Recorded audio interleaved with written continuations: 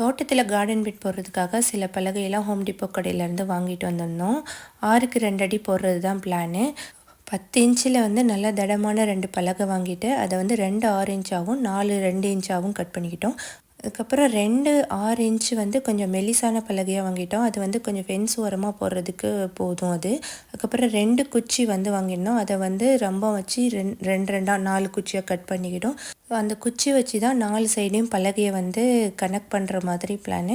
So அந்த குச்சியை வச்சு அந்த பலகை கூட வந்து ட்ரில்லிங் மிஷின் வச்சு 4 சைடும் கனெக்ட் பண்ணிக்கிட்டால் நமக்கு வந்து ஈஸியாக இருக்கும்.